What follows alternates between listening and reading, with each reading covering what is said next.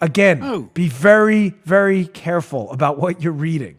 Is that all real? Does it live for 30 minutes in the air? Can you now get it up to 4.5 meters away? Do face masks work or not work? I'm just telling you, be very careful about what you're reading. I think a lot of this is designed to stoke hysteria.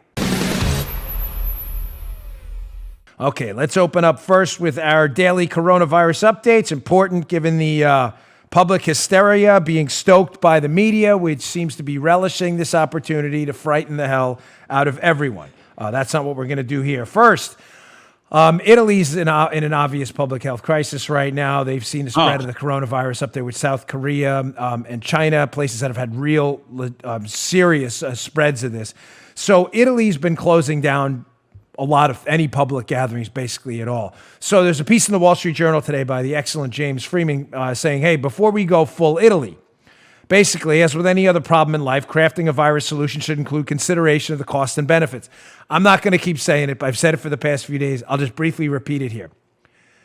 Ladies and gentlemen, it is a serious problem. The question is how serious and what costs should we impose on others based on the level of seriousness. That's it. We have to adequately price the risk here. If we don't, there's going to be a massive miscalculation. Now, Freeman makes an interesting point here.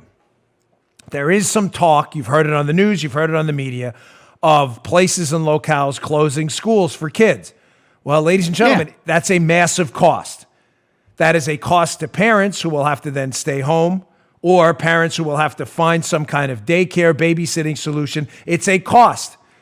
Is it the appropriate cost? Maybe in some areas of the country it is. Maybe in New Rochelle, where they've had a larger problem than in other places, maybe it is. I'll leave that up to the localities and the leaders there and the people there to decide for themselves. Do we have to close down schools nationwide, as some people in the media have hysterically proposed right now? Well, Joe, shouldn't we base that on evidence? Has that worked in the past? Absolutely. Well, the Wall Street Journal here to provide what we're going to do here again, facts and data and non-hysterical coverage of what's going on. Check this out. Amen.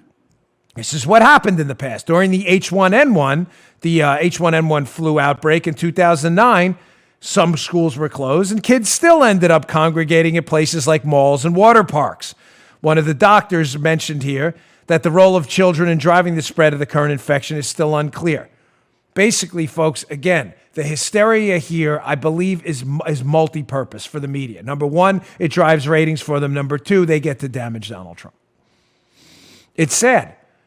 Should we be closing schools nationwide? The evidence says right now, nationwide, clearly no. We'll see what happens in localities and if that decision is appropriate. But based on what happened before with H1N1, it didn't seem to stem the flow of that virus either, because kids just went out and were playing in parks and were in malls and in water parks and elsewhere. And if they had it, they were probably spreading it anyway. Here's an article by Politico, otherwise known as Bull-itico. You can fill in the rest. Look at this. Exclusive. David Lim and Brianna Ailey. U.S. coronavirus testing threatened by shortage of critical lab materials. Oh my gosh, we're all going to die again. So, Joe. Again? Amazingly, again. We're all, right. This is like again, we're resurrected and we're just killed again by this constant barrage of negative media headlines. So, Joe, I'm just asking you as the audience referee. You've been for over 5 years now. We've been doing this show, however long we've been doing it. Yeah. You read that headline, you're led to believe that there is a crisis and this mass shortage, right, of testing kit supplies, right? And if you, and by the way, ladies and gentlemen, 95% or more of people only read the headline. Now, if you read the article, which many liberals won't, and you get to the end of the article, you'll notice at the end that there's this little gem in there, which seems to kind of contradict the hysteria of the headline. Remember, the testing kits is the new media talking point. Quote, same article, folks, same article, not a joke, I didn't edit this. Commercial labs, which have recently started running coronavirus tests, have not experienced any supply shortages, according to a spokesperson for the American Clinical Laboratories. It's not funny. I don't know what the same article. It's the same damn article. It's the same article. Now, Joe, is that at the beginning? Is that the opening paragraph? Of course it isn't. It's all the way at the end, and they're kind of hoping you don't read to the end, where it says that the clinical labs out there doing this have said, hey, we don't have any shortages yet. Folks, again, will there be shortages? I hope not. I pray not. If there are, yes, we should be covering it. We should be asking questions. It's not our goal to be sheep.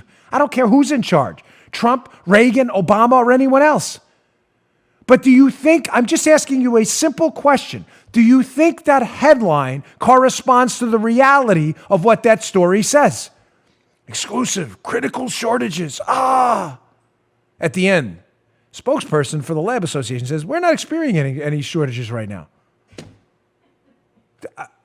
Folks, I only read that article at Politico because I saw the headline on Twitter. I sit here Paula can attest to this. I sit here all day, and my entire life is preparation for this show for you because I don't want you to miss anything. I sit there all day and read news. It's all I do. I never get up. I'm like this all day. I read that article. I'm like, wow, this could be trouble.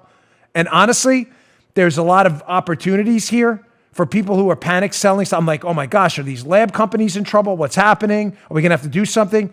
And I read the article, I get to the end, and I find out that the whole story is hysteria. And I feel like I just wasted my time. Yeah. Proving my now 3 to 4 day coverage on Corona that the getting of information that is accurate and tested is extremely difficult because that's not the media's function now. They want eyeballs and they want anti-Trump hysteria. Accurate information is a distant 72nd. It's not even third.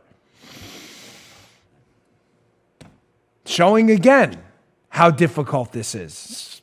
It's not the Daily Mail's fault here, by the way. But here's the UK Daily Mail. Puts out a story I found fascinating. I read the whole thing. Paula, did I not stop you last night? I go, Paula, check this out. Headline. There's a study out in China how one guy spread corona to 9 other people on this bus. There's diagrams in this piece. It's in the show notes. Please go to the show notes, Bongino.com. Or if you want to subscribe to my email list, Bongino.com/newsletter. I'll email you these stories every day. It's a good one. Scientists find the deadly virus can travel 4 times the safe distance and linger in the air for over 30 minutes in confined places. I was like, oh my gosh, that's interesting. Yeah. It says a study in China.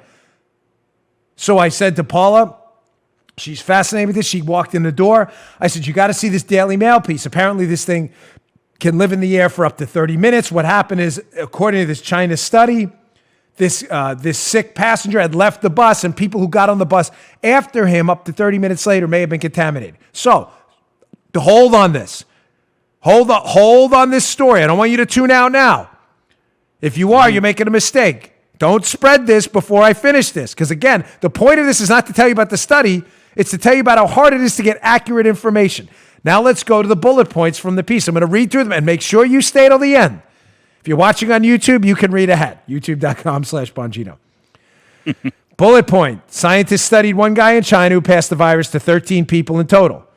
On the bus, the germs jumped as far as 4.5 meters to other travelers. That's apparently new. It lingered in the air for up to 30 minutes after the man got off the bus. People who wore masks on the bus were not infected, the study found. I found that interesting too. Coronavirus bugs also stayed on surfaces for days, especially when it was hot. Very interesting. Scientists said their findings show face masks are useful protective measures. This is all unbelievable information. I'm like, I got to get this out to my audience. Hold on. Time out. TO. Update.